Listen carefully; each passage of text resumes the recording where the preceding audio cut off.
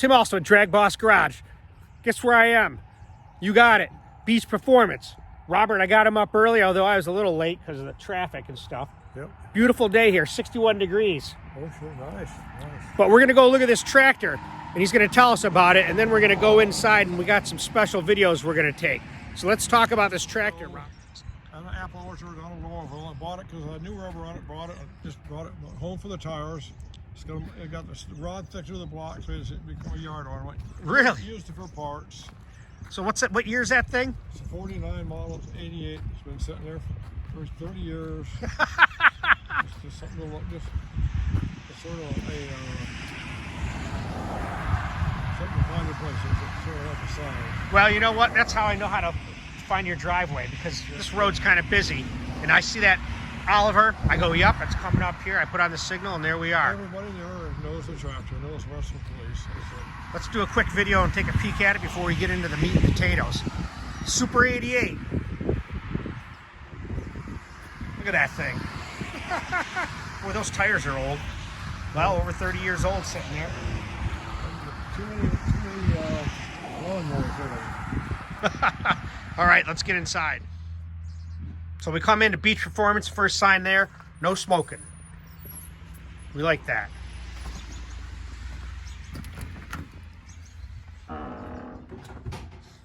Man, I love coming in here. I always smell that smell of machine oil. And we never looked over here, but there's this compressor. He's got a little blaster here. He's got some stuff, it looks like, to do some head work, maybe. Robert, what's this little bench for? Where you do your head work, or what is it? Yep, that's an air sucker. It takes the dust out of the air. Oh, like if you're reporting heads. Yeah, right. So, and then it's got the parts washer. There's another lathe over here. That's a crankshaft polisher. Oh, okay. See how that's what I know. Oh yeah, now I see it down here. Nice. Crankshaft polisher. How long you had that thing? About 30 years? Oh, sure. Well, girl I used to work for back in the days, that's one of the first ones he made. Now who did you work for before? Worked for Bud Wackles way back when. Bud Wackle? Bud Wackles, yeah. Really? What year? He's back in his 60s. He started the balancing. He had the first balancer. So we may have cut that off, but it was the guy. His name was what now? Bud Wackles. And he did balancing in Columbus. He was the original guy that started the balancing thing in Columbus. Dang, man. And that's over 50 years ago, because you've been working on engines for 50 years. Yeah. What was it? It was like 66, 67 I started working for him. Jesus, I was only 2. Pardon? I was only 2. Yeah, there you go. Yeah, I was still shitting yellow. Wow. All right, so let's go in and let's check it out. All right, guys, so here we are. Beach Performance inside. We're going to show you that rarest Ford motor that I talked about, and that was the opposed 4-cylinder Flathead. Only one of one. And they called it engine number 5 in the auction, or wherever it was sold at one time at Ford's museum when they sold stuff off. But Bob's going to explain and talk about this engine, and I was going to have it stationary, but it's too much to see and get good detail. So he was good enough to bring it up to the garage with a tractor, and he pulled the oil pan off. He's going to explain how it works, because this is pretty darn unique. So what do we got, Robert? We've got a crank gear up in there that drives the oil pump gear. Yep. That drives the water pump gear. Let me get in there and get a better video. So that's the water pump right there. That's the oil pan, and this is the water pump gear that drives off the cam gear. Damn. And this motor, from what our research is somewhere in 1927, somewhere around there. Late 20s, early 30s is what people have talked about. 30s, yeah. Okay. Man, look at that. Oil pickup here, obviously. Oil pump pickup. Yep. This oil return from the pan from the motor comes back. This goes back in the pan here and into a tube. Okay. 8N Ford rods and pistons. Big, massive crankshaft. Look at that thing. Wow. It's a split case, so the case comes apart from the middle. Jesus. This here was your generator on the front. It was going to be appears to be going to be a tractor engine, because a generator, crank start. Now what's this? The coil hooks up to the. That's how it works. That's the ignition system. Yeah, that's an 8N Ford coil. distributor. Okay. Yeah, I don't know much about that. You know those 8-end tractors like nothing. Look at that thing. 1-cylinder Chandler Grove carburetor. It's called what? Chandler Grove? Chandler Grove single barrel carburetor. Damn, let's see the top of that thing. That looks like the fuel inlet right here. Yeah, a fuel inlet right there. Yep. Wow. I like how it's got number 5 there. And it looks like it's going to be a tractor because this is the splines of an 8-end Ford tractor. Okay. Spline shaft. Yep. And when did they start making 8 ends? Well, they started out first at 39 with 9 ends. Then 42, they go to 2 ends. Okay. And in 49, they came out with the 8 ends. All right. Dang, let's get a picture of the front. This is the valve system right here. Do you need the light or not? Nope, I don't think so. Right there is good. That's your flathead valve system right there, the valve springs. Wow, that's awesome. The whole, that's a typical flathead. Now, is there any adjustment to those? Yeah, there is a adjuster not on the bottom side. Okay. But basic flathead.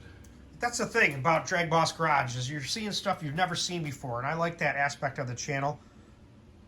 And you're always learning something new. Guys have never seen anything like this probably, and now to see some of it apart and to see what it looks like inside, that makes all the difference in the world. It got run. It got used because you can see the oh yeah, glue on the oil. Good, it got run. They played with it somewhere. We're gonna get this thing running in the spring. I'll tell you.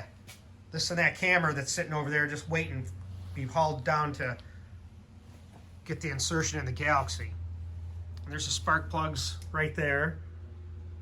Nice looking wires too. I like that. Well, that's good. Did you have to put anything to that? It came just like this with the wires, everything. Oh no, I had to do the wires. Ah, okay. And make up the wires because nothing was there. Got it. Then you got to figure out who goes where as far as how the firing order goes. Okay. Because there's no road map. You got to figure it out. I wonder if they had a design where for a balance issue, like he had to fire this cylinder first before that one. Won't know until we start working on it, huh? You can only fire. It's a 4-cylinder engine and a 4-stroker, so you got to fire each piston when it's up on compression. Right. Because that's the way your firing order has to go. Sure. And this is where the carburetor. This is the intake manifold here. The old Chandler Grove carburetor sits right on here. And what's this? That is the water manifold that I took off to get to the valve get to the valve thing. That is oh yeah, I see how it goes. Yep, I see the stud right there. That's your water. Yep, your water manifold there. So I've got that all off of there. Which hooks to the radiator, right? Yeah. This here. And there's one on the other side. The water manifold there. The one on the side is one on the bottom. So these right here, this is the outlet? Water outlets.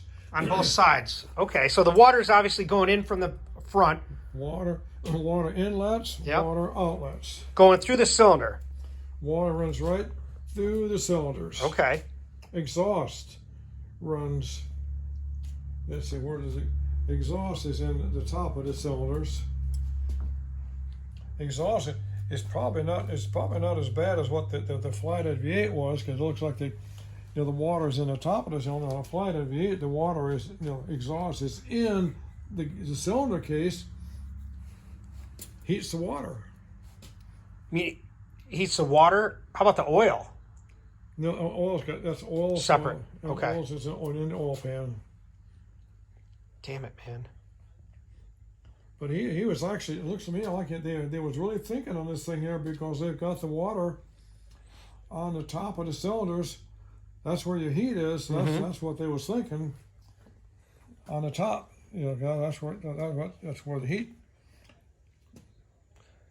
You're trying to heat, because all your heat goes to the top. And there's terminals right here. So what did it power? Did it power electric lights for a tractor, automobile? What did it power? I don't think it was big enough for a generator for electricity, right? It had to be for lights, because there's an armature in here. Yep. which means it's a generator. So all actually they must have been powering. It must have been for lights. Okay. Evidently. I don't know what else they would power with it. Looks like something from a movie. You can see the wire right in there. Yeah, there's a wire. There's probably a wire for the brushes, probably. Okay, yeah. In there. It's amazing. Probably said that about 100 times. So that's our goal, right, Robert? Get this thing going this spring. We'll have to mount it on something, maybe this piece of wood, or what would you mount it on? Well, we would mount it right on. We've got it set up to mount on this trolley. Okay. We turn it down, set it over there. That's a little trolley. It's all set to it, all bolted to it solid. So it'll be right here on this thing. It's got damn steel wheels on it, doesn't it? Yeah. Yep. Where'd you get that piece? Swap meet, tractor show stuff, tractor swap meets. Probably Portland, probably. Okay. There's that Latham Supercharged 327. You've heard and seen the videos for that. But this is a unique piece of history, I'll tell you. I love seeing this kind of thing. It just amazes me. This was made in either 27 or early 30s. Early It's like, 30s, had to be, yeah. Henry Ford must have just been sitting behind his desk going, I wonder what I can make today. You know, because the Model T was already going, right? Sure. That thing was, I don't know when that came out, 1903 maybe? I'm not sure on the. I don't. Yeah, I don't remember the dates. You guys can comment about that. But he's already had production of the Model T. He wanted everyone to have a Model T in their yard. I think I remember seeing a quote like that. But the engines that they designed, these engines, I don't know how many there were, but I know this is number 5, and I remember seeing a number 21 we talked about. Well, there was a whole list of maybe at least 20 or 30 on that one list of all different types of motors that they sold in that sale. Which could be tractor motors, could be agricultural. They had 5-cylinder motors, they had 1-cylinder motors, they had funny looking V8 things there. There's a whole building full of motors that they had made and played with. Okay. Hopefully you guys can hear Bob, because I have a microphone, but it didn't seem to work when I tried to mess with it, so I just left it in there. When I bought it, we got it home. I figured I got to take a look. Was there? So I took it, got into it, took the pan off. Somebody had been here. They left the oil pump loose. Okay. They had one rod cap off, checking in the rod, the bearing, which is all good. Yep. But they just stuck things back together like it was and didn't tighten things back up. So at that point, you got to oil the bearing up and retorque the rod, and tighten the oil pump back up, and make sure everything's right, and stick it back together. Well, does it have Babbitt bearings? Are they made it has an insert bearings just like a Ford tractor. Okay. Got insert bearings. So did you torque it just like a Ford tractor? Yeah, these torque just like a regular rod bolt, like 45 pounds, or whatever the figure was. Okay. Nice. Damn, I like that. But everything's loose. It was, I don't know why they still got back together and didn't put things back together, because it was going to be a bomb. It was going to destroy itself. But now everything was right. So I love that. I made another video. Actually, I uploaded it today. It's when we were sitting there talking about racing in Minnesota. Yeah. And how the houses came in, and what'd you call that town you lived in? Rochester. Rochester. Yeah. Mm-hmm. And that's where the drag strip was, and then they moved it to Brainerd. Minneapolis with the drag strip. Okay. And then they moved it to where? Brainerd. Got it. Now, who did you see racing there? You said you saw Warren Johnson race there? Warren Johnson started there. John Hagan started there. Yeah, I remember that you told me that. Yeah. Cy Cabista was an old time gas racer from up there. Now, what were you running back then? Had a 53 Mercury with a Flathead in it. When I had a 312 in it with dual force. Yep, all right, with the 411 gears. Yeah, 410 gear and a 53 Mercury dual force. Okay. And I remember us talking about that, so that's on another video. Whether we keep it in there, we'll see. Because I already got that up there. But this thing here, this tractor is very obvious. This is a spline for a Ford tractor transmission. It tells us this had to be for a tractor, because this is a spline shift for an 8N Ford. What does that, with that flywheel, is that the same as an 8N? Probably about the same. Big, yeah, they were very heavy, real heavy. Damn, I'll say. Takes 2 men and a boy to move that damn thing. And the gaskets, I mean, those are, you're never going to find them, obviously. No, the gasket is fine, just like it is. It's not tore. No. And there's no pressure. It's got a like a 5-quart pan, and it's got a level there that it goes it's not full clear to the top. So that plug on the side, you just take it out and it's full. That tells you if you get to that point. Yeah. Okay. Dang it, man. It's got a little dinky drain on the bottom, but it's got the plug on the side. Would you put sealer on this when you put it back together? No, that's a paper gasket. There's no pressure there. Okay. It's not like a race car. So it's a cast aluminum pan. It's solid, straight. You just don't. You're not going to replace that gasket. So you don't want to destroy it. So Okay. It comes off like it is. I mean, you could just put silicone on it, but that you don't put nothing on it. It's just solid cast gasket, solid block. It's going to seal. Yep. And there's only like even if it did leak a little bit, who cares? If all tractors leak, don't they? A lot of them. A little bit on the wet. Yep. Man, that's awesome. Crank start. Yeah, you said you started, and I went, boom! Almost broke your arm or something, didn't it? When you started, it almost broke your arm. It just sort of jumped up in the air a little bit, jumped and sort of went where it wasn't supposed to go. Sort of went. Yeah, so that's what we're gonna do. On another truck, and it wasn't tied down. This one here, it is tied down. It wasn't. It sort of jumped, so they got to make a change. Okay. That was then. Well, we appreciate you bringing this up and tearing it apart so the guys can see this. You know, the subscribers, they love to see this kind of stuff. Everyone is talking about that you're a national treasure, Robert. And we need to have machinists like you around because there ain't many guys like you around anymore. Well, we was around when it happened. We was around when it went on. It's crazy. Love it. Some more history to learn at DragBoss Garage. So we were talking about machining Ford. Let's talk about Ford blocks. Out of all the Ford blocks, 289, 302, 351 Windsor, Cleveland, we'll leave the big block for another part of the conversation. What blocks do you like the best to machine? Or you think it's the best engine? Well, I always liked the Cleveland. I always thought that was the best motor they had as far as the front end design is. It was very simple. Yep. rather than all cluttered up like a 302s and 351. Okay. But in Cleveland, the ones I like. What about experience though with machining? Like were they good from the factory when they made tolerances? Were they close? Yeah, oh sure. Or were they really well compared to like Chevy or Mopar? Their balances was always good. Okay. The balance job was always was always right. No problems with the balance. Some of the other guys mix the parts up and then bunch them together, but all their pieces were balanced individually. They had no trouble on the Fords with the pieces and not matching the weights and stuff. Like how about Mopars? What's your favorite one? Mopars throw a bunch of parts together and then they spin balance them. Okay. So when you go to build or balance the Mopar, now you got this stuff that was all made in one pile. You have a whole bunch of different length of weight rods. Hard to balance. You got a light one. You've always got a light one there, and you got to make the light one. All the rest of them the same weight as the light one. Okay. And you get into the crankshaft. Now you got this that may or may not have weight. May not be a place to put the weight because of the way they balanced it at the factory.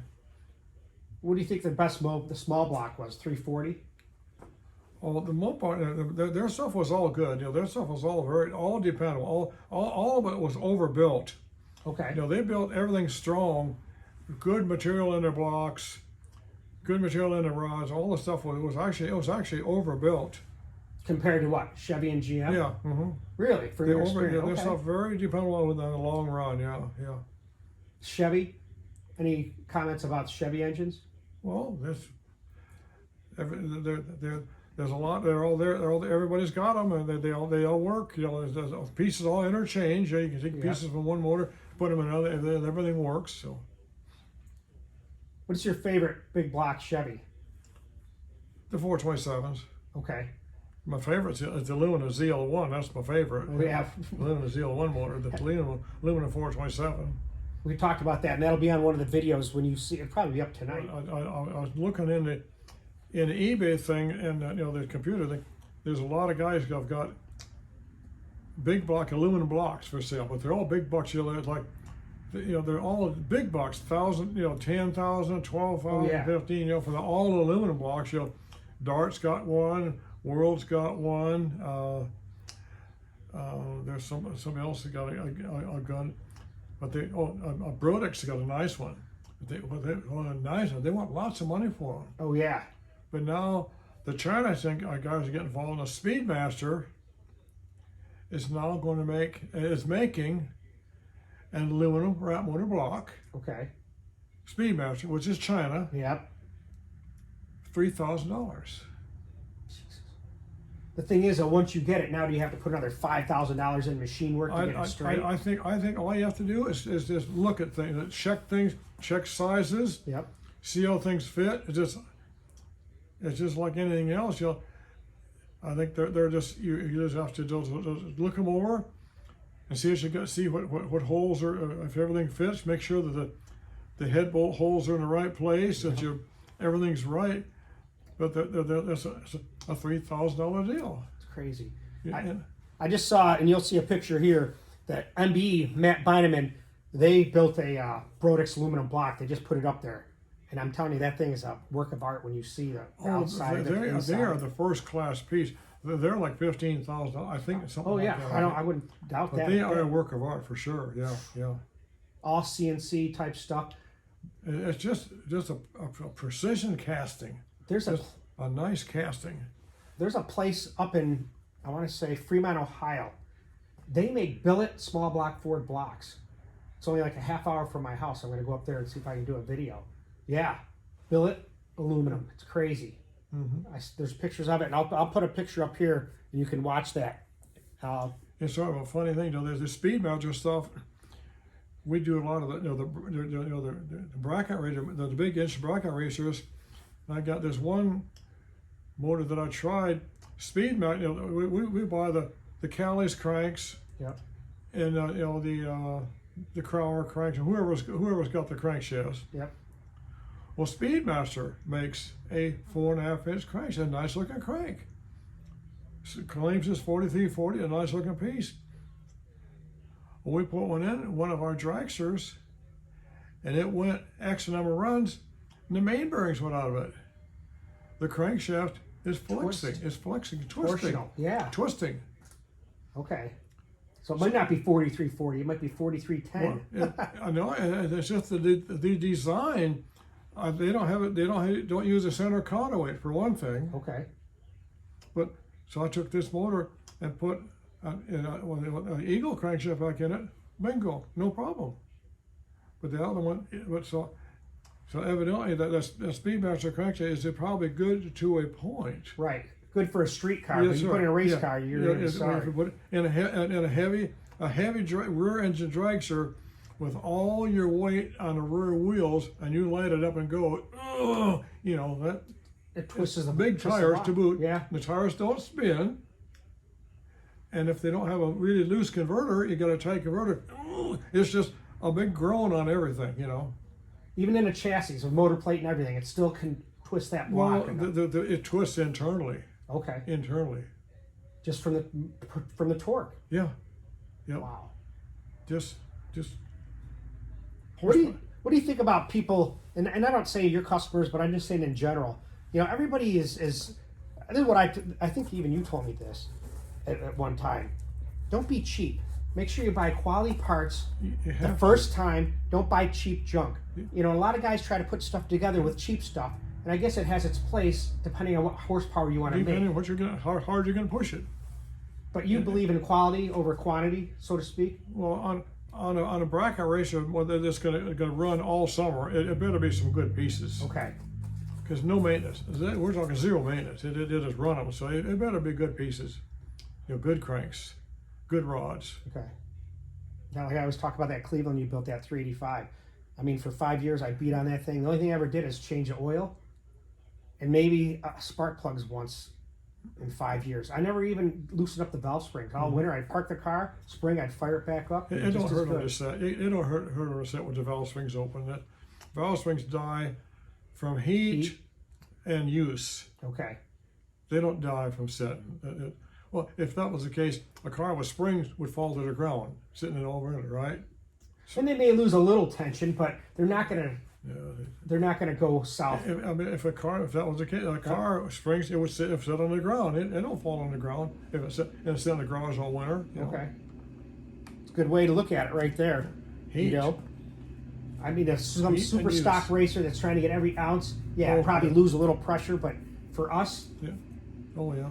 don't worry about it. Okay, I like that. Do you do anything with fuel injection? All we did, we made some alcohol pulling truck motors back in the day. Okay. Some Aries Root Hemis. Oh yeah. With that that hat injection thing. Yep. Back in those days. A guy had contacted me, and I can't think of his name right now. It's strange, but he contacted me, and he's got some Cleveland parts he wants me to buy, some old pro stock parts. But he also has a bunch of Aries Root stuff. Mm-hmm. I'm telling you, I would like to get one of those and build one of those motors. Wouldn't you like to build one of them? Aries Root is a neat motor. God, it is a neat motor. Strong? Strong. Oh, strong as a bear. They're strong. You put them in a pulling truck and just beat them to death, and they survive. Really? Yeah, oh yeah. Everything was well made on those Aries Root Hemis. Yeah. There you go, Alan Root. I got to get a hold of you too. He called me the other day. I got to call him back. I love Aluminum that. rods. You didn't even dare put steel. Put big, long aluminum rods. Because they were big as tall deck motors. The big long rods. What's the deck height on that? Remember? Off the hand, I couldn't Okay. give it you off that. But they're tall blocks. What about big block Chevy? They are 9/800. The rat motors. They're 9/800s, and then the tall ones are 10/200. Okay. That's funny because Jesus, we were talking about the 400 Ford motor. Mm-hmm. You know, the Cleveland went from that to the 351M to the 400. Yeah, right. It's not a 400M, it's 400.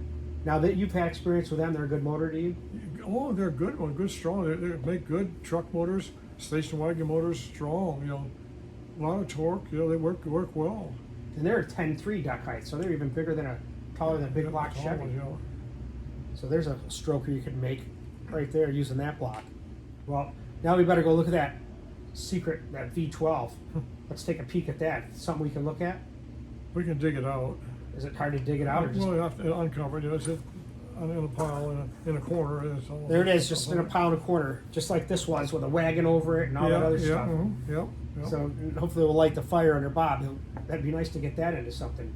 What's your plans with that V12?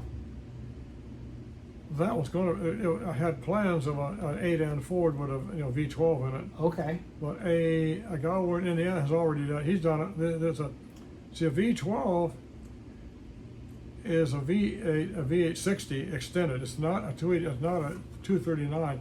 It's actually a V860 with 4 extra cylinders. Okay. Little dinky pistons. Yeah. Little dinky tiny motors. Because it was a Lincoln car, so it was made for. They want to be quiet, Yeah. smooth. Yeah. Wonder how they. Have you ever drove one or been in a car? No, I haven't. I have no idea. I know a guy that has one in a tractor. Indiana has a tractor with one of those engine extended. They're not too long, just because this V860 is a little dinky motor. Just because the pistons are so small. Oh, little small pistons, yeah. Well, let's go take a peek at that. Smaller heads, shorter heads, everything, Nice. Was I looking for that? I was looking for the other day. Well, now you found it. 4-barrel manifold for. A guy's supposed to come by tomorrow, or maybe this afternoon. He wants one of these, so I'll just see it. Well, there you go. He'll have one. That's a better one. He'll have to take his choice. Nice. What is that? Small block Chevy? Oh yeah. That intake? I'll have to get grass cutter out of here. Whatever this is. Looks like a transmission over there. There's the front end of it. Oh yeah. That's the manifold. Now is that aluminum? Yeah, aluminum manifold. Yeah, look how long that thing is. I know. Wow. There's the old.